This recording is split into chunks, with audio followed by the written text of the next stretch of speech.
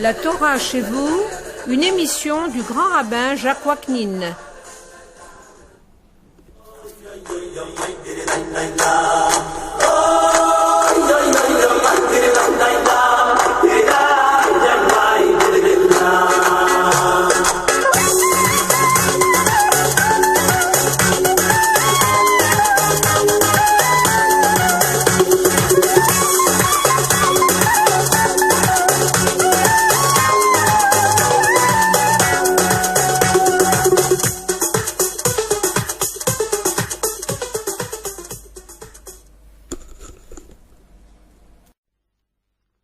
Chers amis, bonjour. La Parasha Vaïchi de cette semaine est la 12e et la dernière du livre de Bereshit.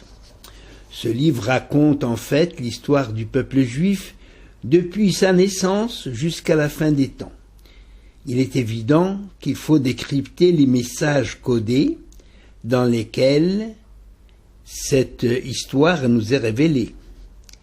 Cette remarque s'applique en particulier à la Parasha Vaïchi, dont nos sages soulignent le caractère fermé, en hébreu Parasha Stuma, c'est-à-dire un texte dont le véritable sens nous échappe totalement, comme l'affirme le rabbi Tzadok HaKohen de Lublin, l'un de nos plus grands penseurs qui a vécu de 1823 à 1888.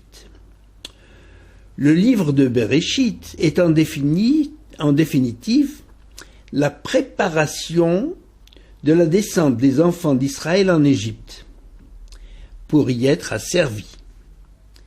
Quelle est la raison de cet esclavage, puisque Hachem en a annoncé la fin avant même son exécution? Les réponses ne manquent pas. L'une d'entre elles, la plus souvent citée, c'est que l'esclavage d'Égypte était nécessaire pour que le peuple juif sache ce qu'est l'âme d'un esclave afin d'aimer l'étranger. Ce commandement « Tu aimeras l'étranger car tu as été étranger dans le pays d'Égypte » revient 36 fois dans la Torah afin d'en souligner l'importance. Malgré toutes les réponses que nous pouvons formuler, nos sages nous mettent en garde contre les apparences. Nous croyons avoir compris le texte de la Torah sous tous ses aspects, mais en réalité, le secret du message divin nous échappe totalement. Ce qui est révélé de manière claire et sans ambiguïté est que le monde a été créé et qu'il a une fin. À l'intérieur de cette histoire universelle s'inscrit celle du peuple juif, initié par 3 géants de l'esprit et de la foi, nos 3 patriarches, Abraham, Yitzhak et Yaakov. En réalité, il faut savoir que toute la Torah écrite en notre possession n'est que la partie visible de l'iceberg, car le sens profond est à découvrir entre les lignes.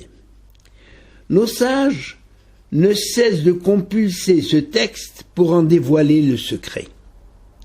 La Parasha Vaïchi nous donne l'occasion d'exposer la conception juive de l'histoire. En plus de l'approche rationnelle qui est celle des nations, à savoir la relation des causes et des effets, l'approche juive ajoute des éléments révélés par inspiration divine qui expliquent la manifestation d'un événement qu'aucune approche rationnelle n'aurait pu découvrir. L'exemple des 10 martyrs exécutés par les Romains en est une illustration. C'est ainsi que les tribulations connues par Yaakov durant les 130 années ne sont que la préfiguration de ce qu'endurera le peuple juif durant son long exil jusqu'à la rédemption finale. Explication qui ne peut imaginer aucune approche rationnelle et qui est inscrite dans la tradition sous la forme de 2 principes. Mida keneged mida, mesure pour mesure, d'une part, et Maaseh Avot, Siman Labanim, les actions des pères sont une préfiguration de ce qui arrivera à leur descendance. Nous allons comprendre ces deux principes. L'histoire du peuple juif commence avec l'engagement d'Abraham dans le chemin de l'Éternel, et elle se poursuivra jusqu'au moment où elle prendra un nouveau départ avec la venue du Mashiach. Entre-temps, cette histoire sera plutôt mouvementée. Pour quelle raison? Eh bien, Dieu seul le sait. Abraham n'est pas tombé du ciel. Il est le produit d'un long processus qui a débuté avec Adam et Chava. Adam et Chava. Adam et Ève en français. Et il s'est poursuivi jusqu'à sa naissance. Pour comprendre certains événements de l'histoire d'Israël, il faut donc remonter à cette période qui s'étend de la création, depuis la création, jusqu'à la naissance d'Abraham. Et ceci n'est concevable que par la révélation de l'unité qui préside dans l'œuvre divine à l'image de l'auteur de la création. La paracha Vaïchi, qui achève le livre de Bereshit, fait allusion à toute cette histoire au moment où elle va véritablement débuter avec la réalisation de la promesse faite à Abraham, à savoir la descente des enfants d'Israël en Égypte, leur asservissement dans ce pays et l'annonce de leur délivrance, préfiguration de toutes les épreuves que connaîtra le peuple juif et l'annonce de sa délivrance définitive avec la venue de Mashiach, à laquelle Yaakov fait allusion, au moment où il a l'intention de révéler l'avenir à ses enfants réunis, sans prévoir que l'inspiration divine allait le quitter. Cette allusion apparaît dans la bénédiction donnée à Yehuda. Ad ki yavo Shilo. C'est dans la Genèse, chapitre 49, verset 10. Je le traduis. Le sceptre ne quittera pas Yehuda, ni le législateur d'entre ses pieds, jusqu'à ce que vienne Shilo, à lui l'assemblée des peuples. En effet, la première source biblique de la croyance en l'avènement du Messie dans un avenir indéfini est contenue dans cette allusion de Yaakov. Ce verset est souvent cité à l'appui de notre foi en la venue du Rédempteur qui est désigné dans ce verset par le nom Shilo, jusqu'à ce que vienne Shilo. Un bourgeon issu de la descendance du roi David marque la finalité de cette tranche d'histoire, l'achèvement de l'œuvre de la création à laquelle l'homme de chaque génération est partie prenante. Nous sommes tous engagés dans cette histoire, dans une aventure qui nous dépasse, ayant débuté à la création du monde et qui va s'achever lorsque la création aura atteint sa pleine réalité, c'est-à-dire sa pleine réalisation. Le chemin parcouru et celui qui reste à parcourir pour réaliser cette histoire sont parsemés d'événements qui échappent à notre entendement, même si nous arrivons à leur trouver un sens pour satisfaire notre curiosité.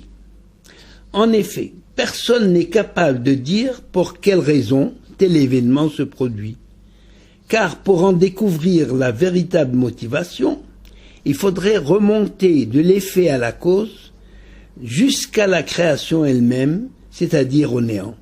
Par exemple, pour quelle raison Dieu a-t-il créé le monde? Dans quel but? Pour quelle raison la tradition affirme qu'il aurait mieux valu pour l'homme de n'être pas venu au monde, mais à présent qu'il y est, il doit s'assumer. S'assumer signifie avoir le sens de sa responsabilité dans le devenir du monde, c'est-à-dire donner un sens à sa vie.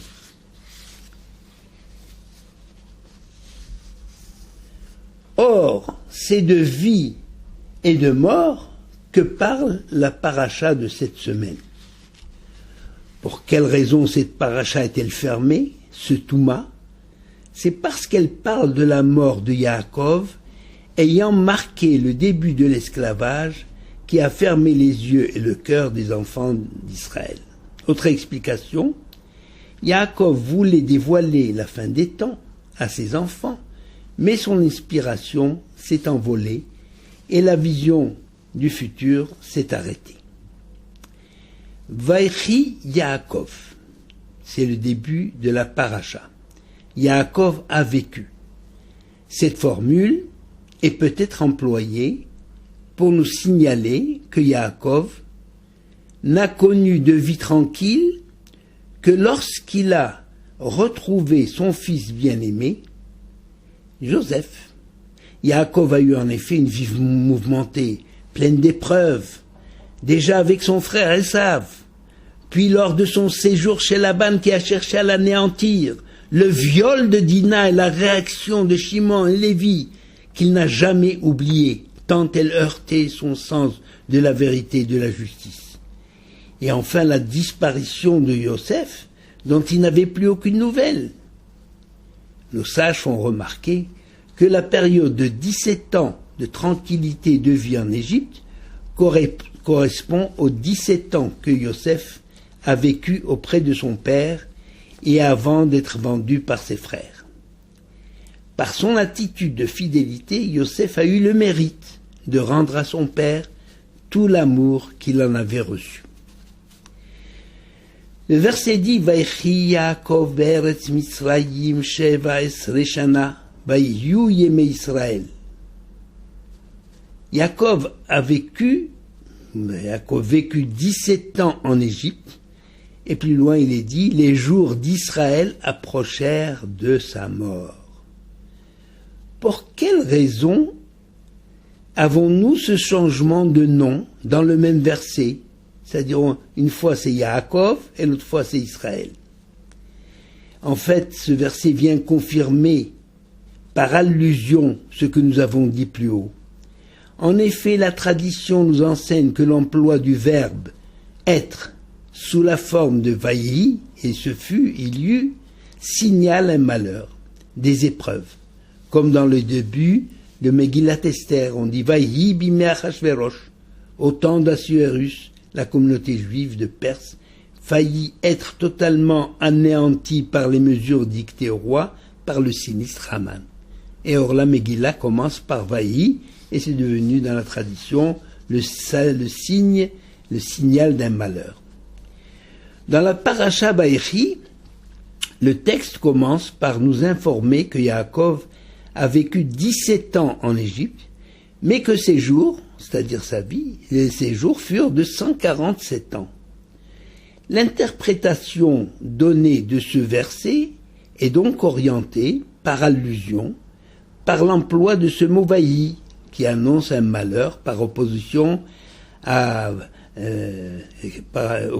vaïhiyu, qui furent les vaïhi be'eretz Mitzrayim, où Yaakov va achever sa vie, c'est-à-dire vaïchi be'eretz Mitzrayim, vaïchi Yaakov be'eretz Mitzrayim, Yaakov va achever sa vie sur une note heureuse auprès de son fils, qui lui rappelle son épouse bien-aimée, trop tôt arrachée à son affection.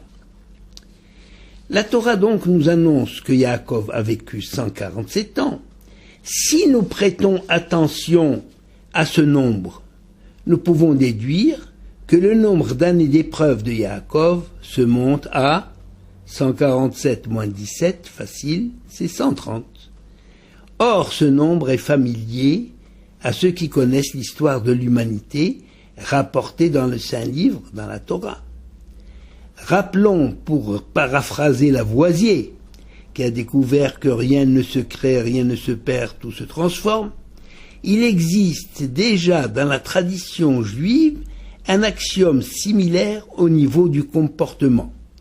Cet axiome dit « Aucune action ne se perd, si elle est bonne, elle entraîne un bien, ça a une récompense, et si elle est mauvaise, elle exige réparation, appelé tikkun. Ce tikkun peut se produire bien des années après l'action, parfois même bien des siècles après l'action.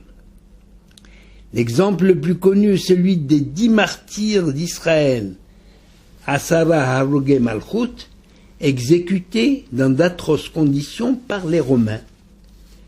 En tikkun, pour la réparation du crime, pourquoi ces 10 ont été... C'est pour la réparation du crime des frères qui avaient vendu Yosef et qu'il n'y avait pas eu de punition.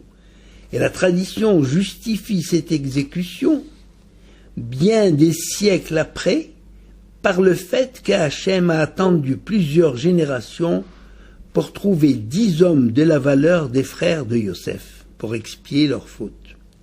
Et c'est ainsi que nos sages interprètent les tribulations de notre patriarche qui viennent en tikkun pour réparer la faute d'Adam, qui s'est séparé de sa femme Ève à la suite de la mort d'Abel et a refusé d'avoir des enfants et retardant ainsi l'histoire de l'humanité de 130 ans jusqu'à la naissance de Seth, qui est en quelque sorte le père de l'humanité, par l'intermédiaire de son descendant noir, car toute la descendance de Caïn avait été anéantie dans le déluge. Donc cette faute d'Adam qui est l'attente de 130 ans, qui s'est séparé de sa femme pour ne pas avoir d'enfant, exigeait un tikkun, parce qu'elle a retardé la venue de l'histoire, la continuité de l'histoire. Comment réparer une telle faute qui se produit à l'origine de l'humanité? Eh bien, Hachem choisit Yaakov, qui lui aussi va être à l'origine d'une humanité réduite à un peuple. Il s'agit du peuple d'Israël, parce que le peuple d'Israël va s'appeler les enfants d'Israël, et Israël étant Yaakov, en imposant à Yaakov 130 ans d'épreuve. À présent, il nous faut revenir à la faute d'Adam. D'habitude, on l'explique par le fait d'avoir désobéi et d'avoir mangé le fruit défendu. Mais une autre approche de cette anecdote peut aboutir à une toute autre conclusion que nos sages n'ont pas manqué de relever.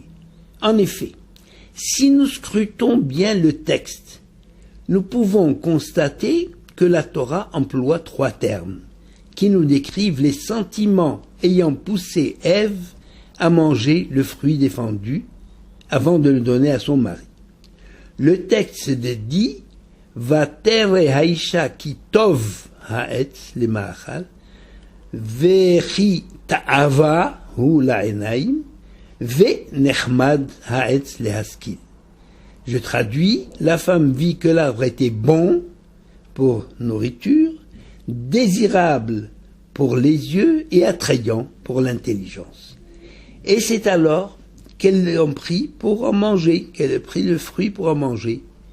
Nous avons là 3 mots pour désigner le désir, la convoitise et l'appétit. Le mot tov, ta'ava et nechmad.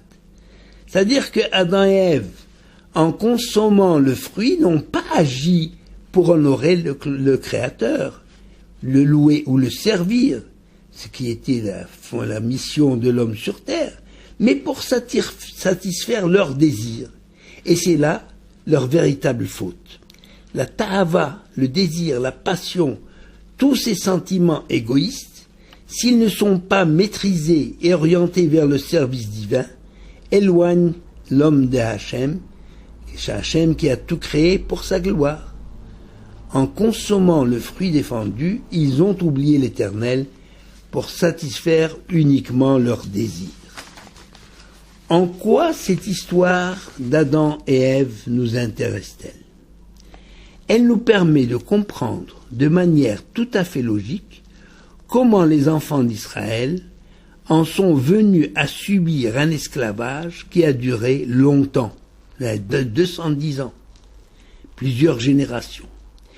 Si nous relisons le texte de la Torah, nous apprenons que Yosef, après s'être fait reconnaître par ses frères, ou à ses frères, leur explique que la chose vient de Dieu, qui a fait tourner les événements à leur avantage, en leur permettant ainsi de surmonter la famine qui sévit en Canaan.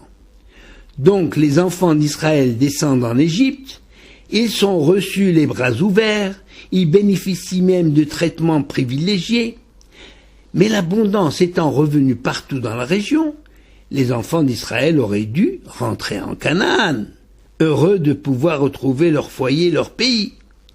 Mais c'est ne pas tenir compte du tov, de la ta'ava et de la chemda, c'est-à-dire du confort qu'ils ont eu en Égypte, de la brillante civilisation attrayante dans laquelle ils baignent désormais et la jouissance des facilités de la vie.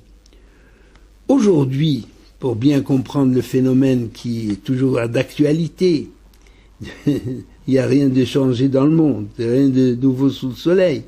Aujourd'hui, de vrais juifs, dans leur pays d'exil, préfèrent demeurer où ils sont, dans leur confort, bien intégrés, appréciant les facilités acquises dans leur pays d'exil ou les avantages d'une vie facile et agréable, plutôt que de rentrer dans le pays des ancêtres et recommencer une vie de lutte, une vie de sacrifice dans des conditions précaires et incertaines.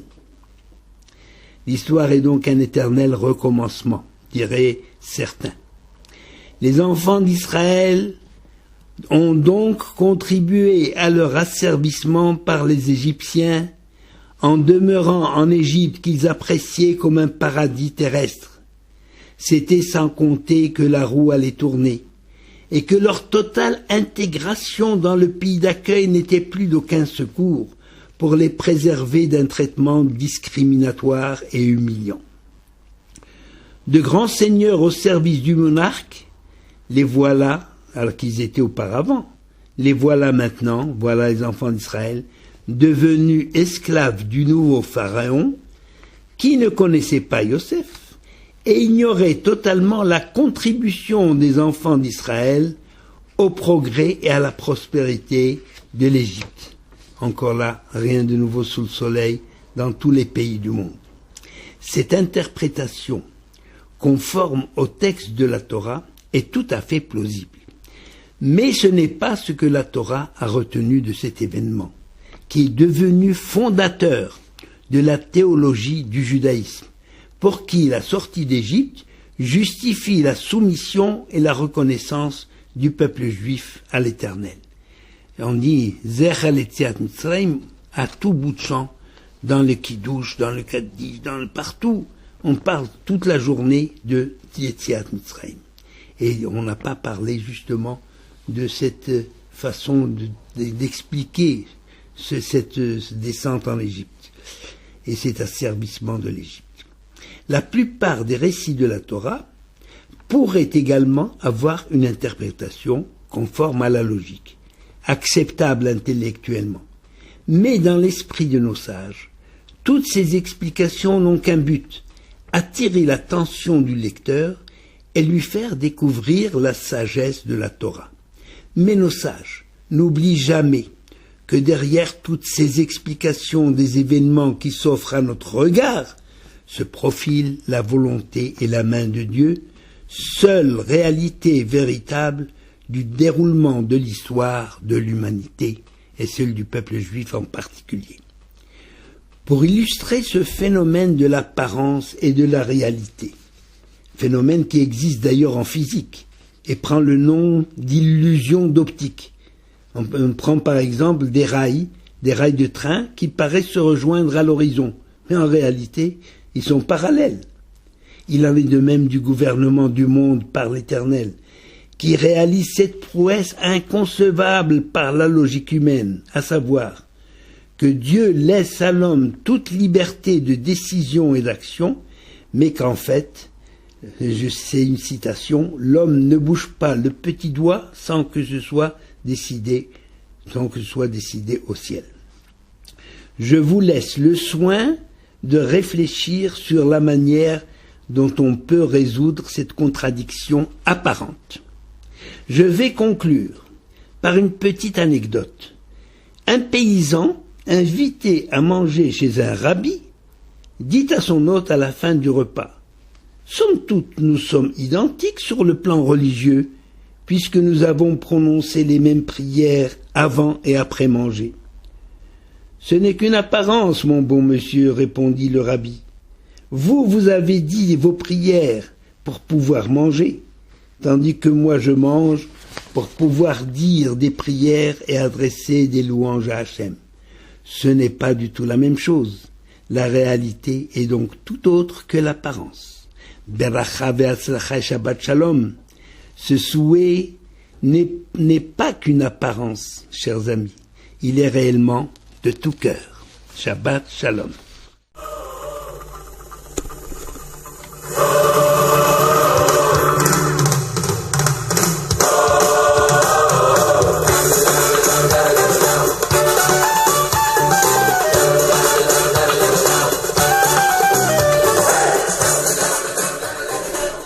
Vous venez d'entendre une émission du grand rabbin Jacques Waknin.